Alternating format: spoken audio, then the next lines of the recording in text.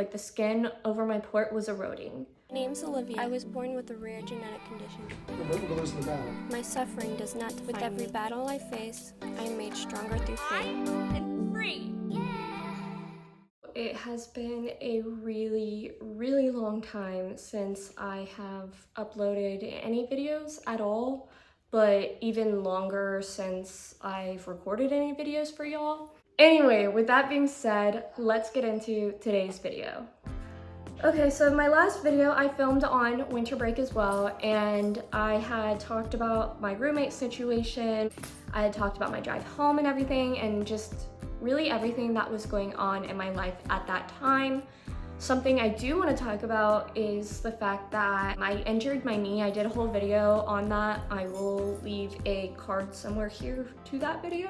The knee injury was pretty bad, so I did end up following up with a specialist later on, and I was having a lot of issues with it in between that time from seeing the specialist and the time that I injured it. But the doctor that I went to go see is actually the doctor that performed my little sister's knee surgery, and he also performed 2 shoulder surgeries on my mom and a shoulder surgery on my dad. So I followed up with a nurse practitioner through orthopedics. I got a referral from that nurse practitioner to go see a surgeon. I'm gonna leave a photo of this somewhere up here. I ended up getting an MRI of my knee done to see exactly what was damaged and how bad it was. And the damage was pretty bad. They actually ended up finding out that I have pretty bad arthritis in my knee, and then I have swelling in my bones of my kneecap and my femur. Yeah, my femur. And then I have a pretty bad bone bruise. There's been multiple cracks found in my femur. Basically, like, all of the bones are a certain color, and then I believe where the bone bleed is and where all the little cracks in my bone are, that part's all white, and that's how much of my knee is damaged. And then I also have a tear in the cartilage there. So after the orthopedic nurse practitioner had seen my MRI, she decided to try some more conservative methods of treatment, such as physical therapy and some steroid shots in my knee, and then a shot of, like, I don't know, like this gel-like substance to go in my knee to kind of like lubricate that area so it moved a lot more smoothly, because the cartilage that is torn kept catching every time I would bend my knee.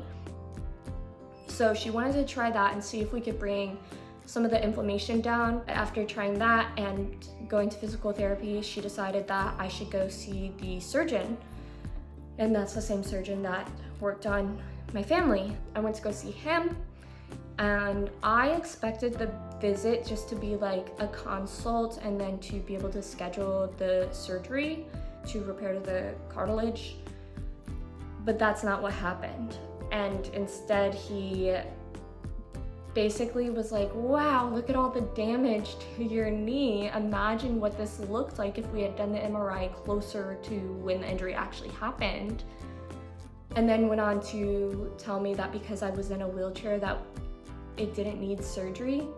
That was really hard. It's still very frustrating. I've come to terms with what has happened in that appointment because that happened over the summer.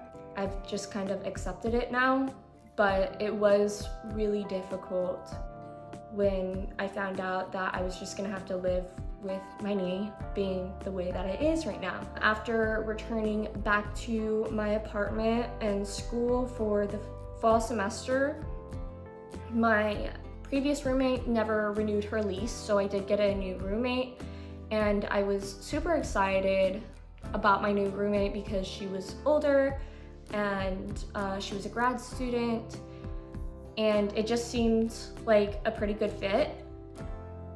And I'm gonna have to do a whole story time on this because a lot happened with that.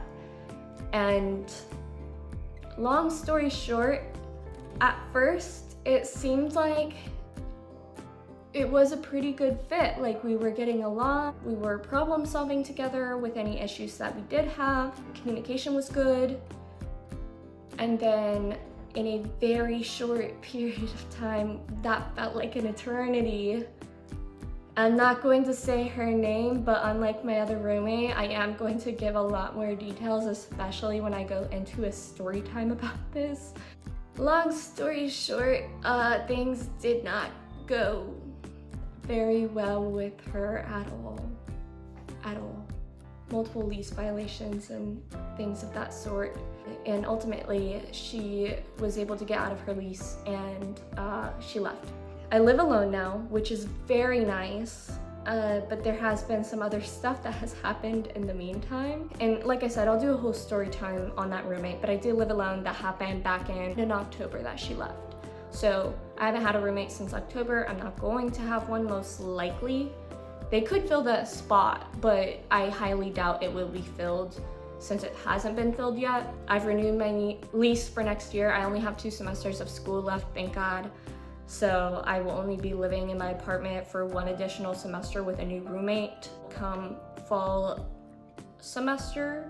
Something I forgot to touch on that is actually really good news, super, super exciting, something that I could have only ever dreamed of.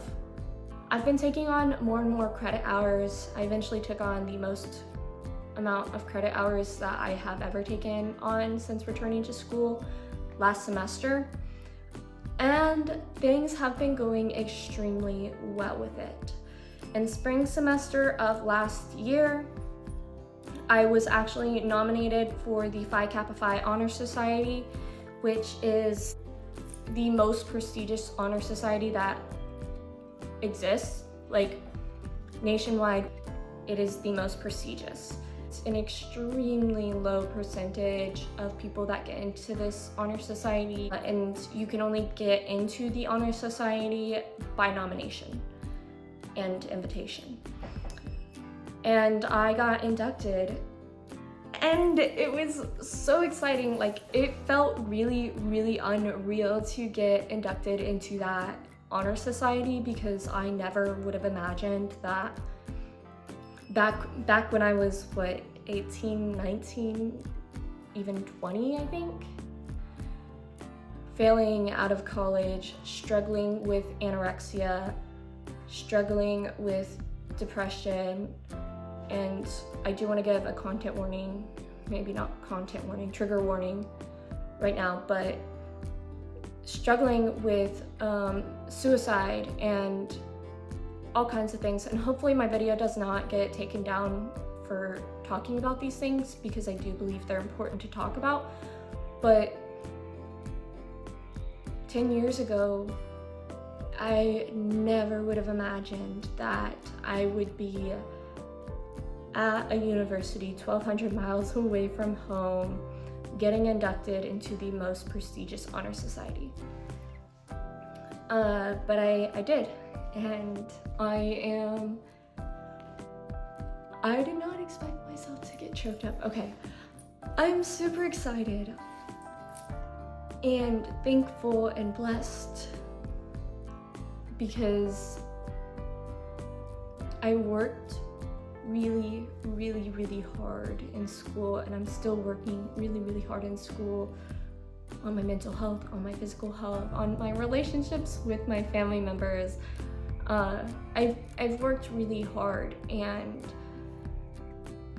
there's also things that I couldn't have earned, things that I couldn't have really worked towards or predicted, that I've just been blessed with.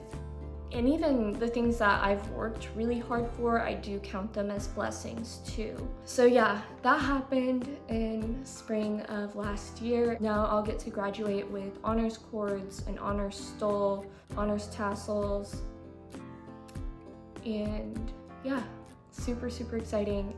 The only thing that could be any more exciting than that, in terms of school, is becoming valedictorian. I think that would be really, really awesome to get nominated for that.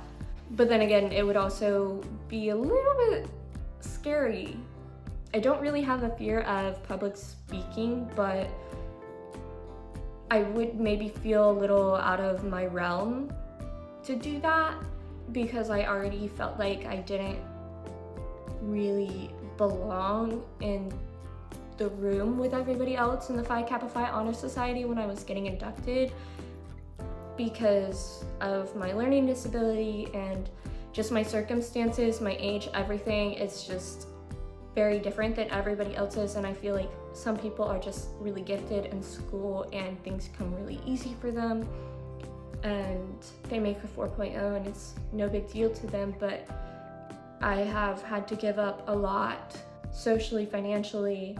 Like, I've just had to give up a lot in order to get where I'm at right now and to make a 4.0. So I don't know how I would feel about giving a speech as a valedictorian, but I think it would be really cool to get nominated for it. I don't know how to describe just how difficult it is to have my conditions, and I'm not trying to say that my life is so difficult and whatever, but like, I just want to do my best to describe my situation.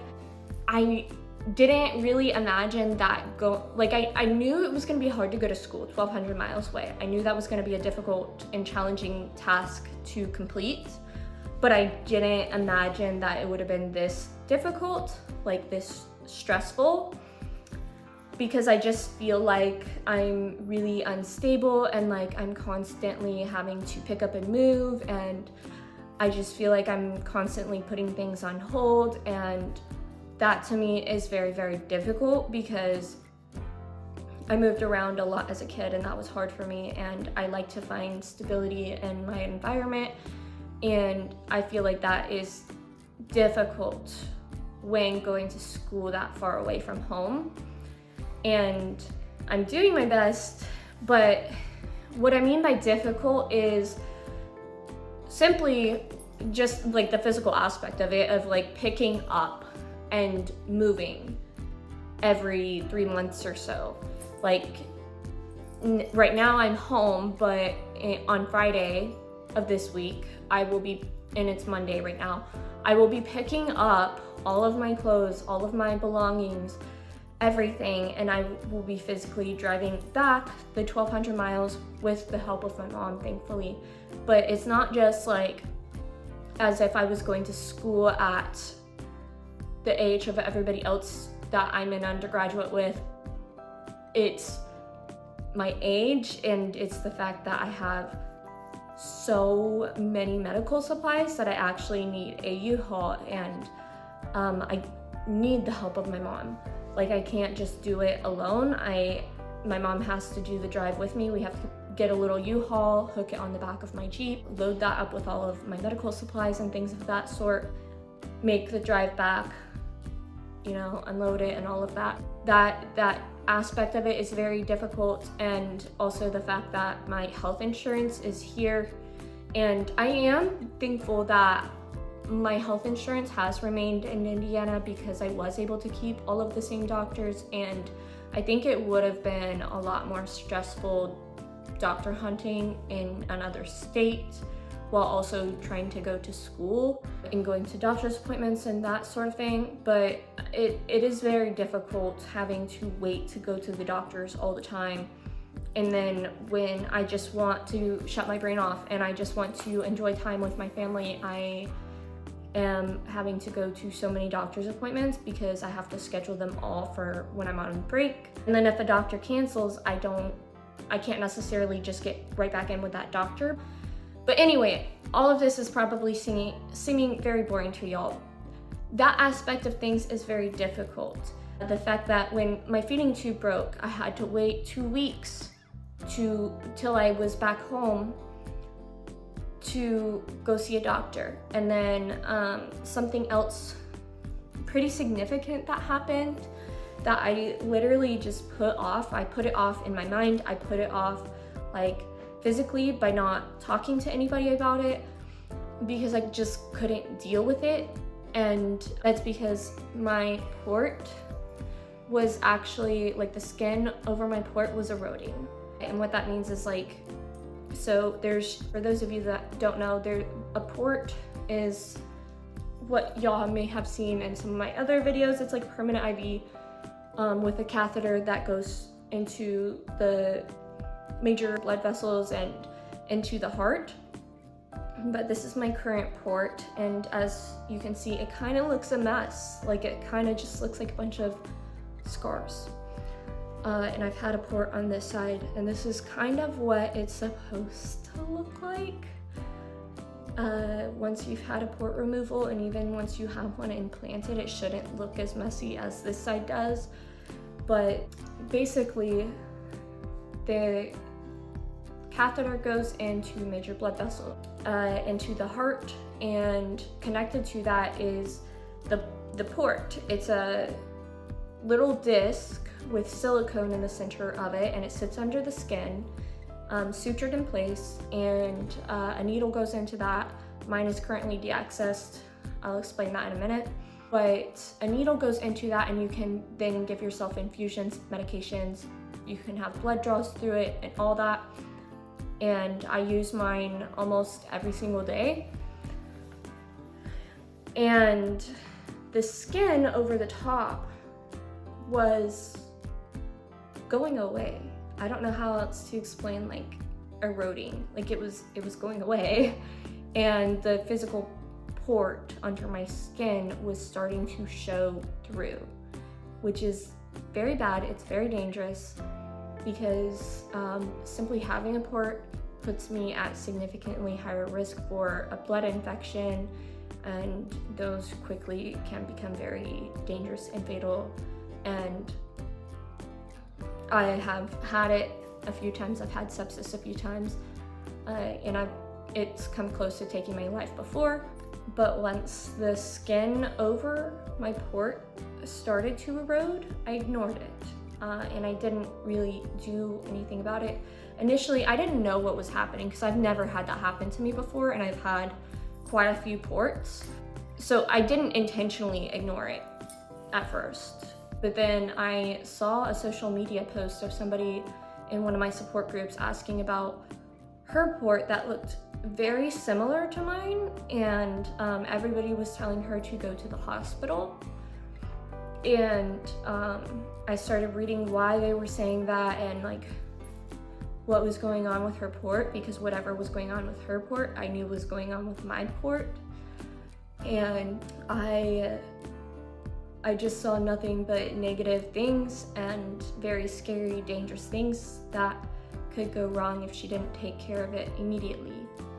And I was in the same position.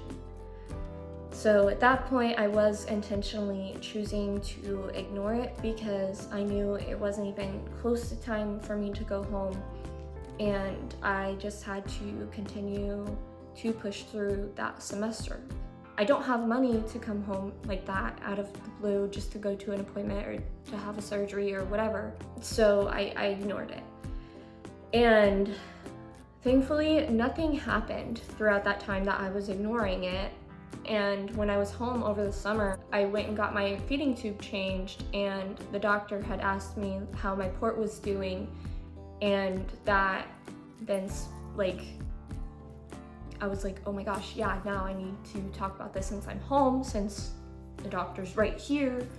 And I was like, oh, yeah, about that, something's going on with it, and this is what it looks like. And she looked at it and she was like, you need to come into the office for that. Like, you need to come into a visit to see me. Like, we need to take care of that ASAP.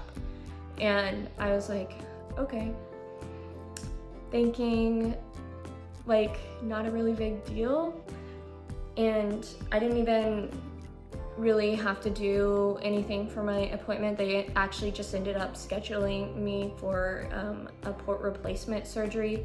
So I went in to get it replaced, and I was hoping that I could get it removed and then it could be placed on the same exact side, which was this side, because seatbelts come across this way and I can hold it when I'm a passenger in a vehicle. Like, if it's on this side and the seatbelt's coming across this way, I can hold the seatbelt like this as a passenger, but as a driver, I can't just hold my seatbelt the whole time. And so I like to have my port on this side so my seatbelt can come across on this side. I was told that that's really not a good idea because it just increases the risk of infection and reduces the success rate of the new port and really just increases the infection risk.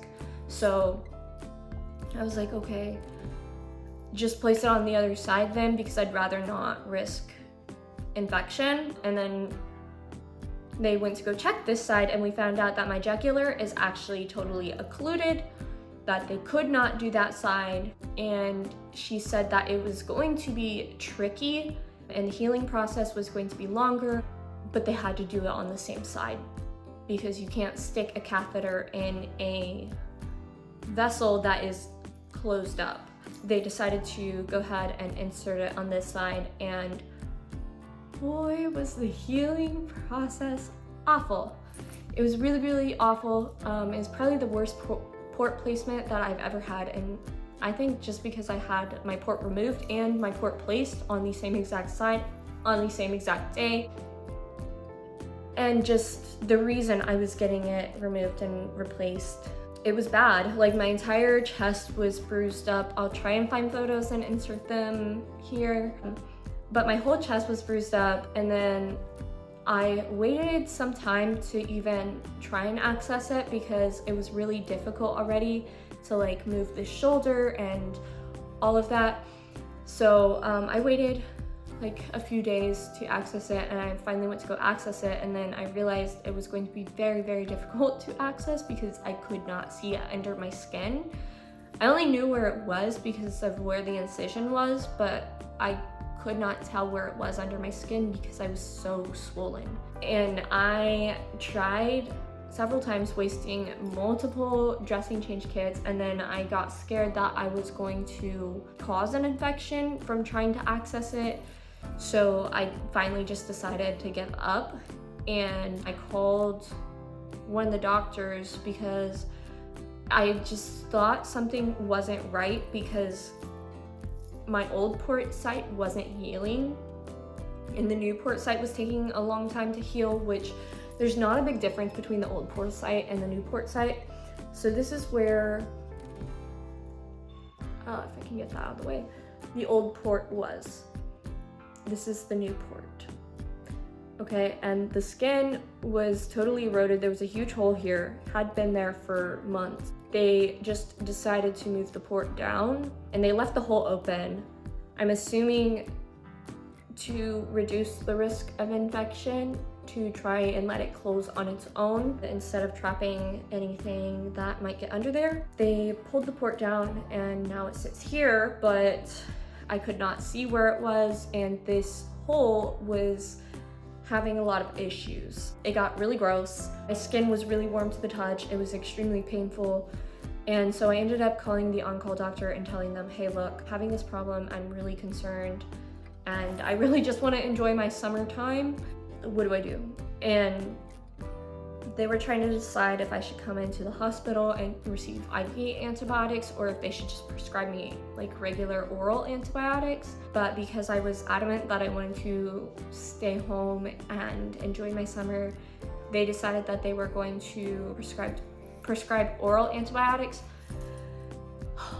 And thankfully it worked. And over time, it started to heal, it started to get better, and it took a long time. I think it probably took a few months before it was finally totally healed, but it's doing good now.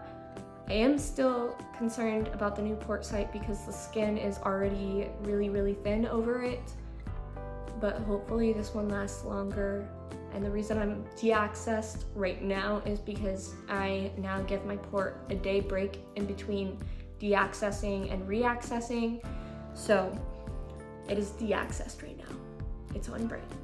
Anyway, all of that happened, and over the summer, my sister also got married, my little sister. I'm the second oldest, and so like all of my siblings that I'll be talking about are younger. But anyway, my sister got married over the summer. It was a surprise wedding. And it happened very, very quickly. I helped plan her bachelorette party with her childhood best friend. We somehow managed to get it done very, very quickly and order stuff for it. And then we had the wedding the next day. And it was wild, but everything seemed to work out great. I went on vacation over the summer. I went to Korea and Hawaii, and now my sister is pregnant. So I've been making some stuff for her baby. I only have 2 semesters of school left. My brother also moved away. I'm actually in his room right now. A lot has changed. I've only been in school in Maine for 1.5 years, but dude, my sister got married, got pregnant, moved out. My brother moved out. He lives in another state now. And my youngest sister is about to get her driver's license. Like, I don't know, it feels wild. So much has changed. And I feel, part of me is like, oh, I'm missing out on so much, but really I haven't missed a beat. Like, I've been keeping up with everything. And I can't believe I only have 2 semesters left of school now, because it kind of freaks me out. Like, I don't know what to do next. And I think I'm either gonna go to grad school as soon as I finish up my last semester and save up for a house, work on my dating life, because that has been almost non-existent. I'm not really sure if I want to go to grad school yet, but it's certainly on the table. And then the other option is to work on my YouTube channel and save up money for a house and start looking for a career. And I don't know if I like that option, because I never would have imagined myself working a desk job or an office job or something like that. It's just not something I see myself enjoying. So, like, I don't know what else I would do. And if y'all have been subscribed or watching my videos for very long, then you'll know that my dream is to be a motivational speaker. And so I also would like to just kind of work on my channel and make a lot more videos. But I just don't know. I don't know yet. I am gonna see where life takes me. I'm gonna look into all of my options, because I really do think that anything is possible with faith and with God, and there's so many options and they're all available. So yeah, I don't know yet. As I'm reviewing the footage that I filmed for this video, I am realizing that there is just too much information to go over in one video. So I am actually going to finish getting y'all caught up to current day in a separate video. And really, that is the best way to do it, because what is currently going on with my health and what I'll be going over in the next video is just, it really needs to be its own video. I need to give all of the details, and I think that's really difficult to try and accomplish all in one video. So if y'all are interested in watching that video, then you might want to hit that subscribe button and hit the bell notification sign in order to get notified whenever I upload that video. But that's gonna be it for this video. I hope y'all enjoyed it. Stay tuned for the next video. Thank you for watching. I love y'all. Bye.